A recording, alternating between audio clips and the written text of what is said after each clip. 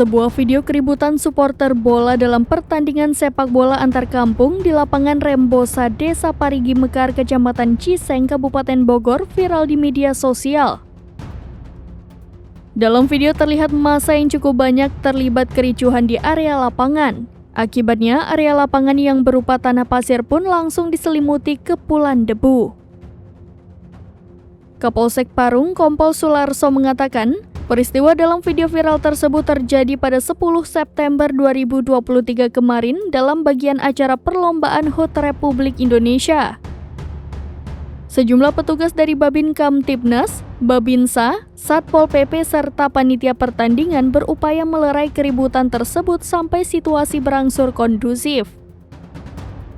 Atas keributan yang terjadi katanya permasalahan secara musyawarah antara kedua belah pihak.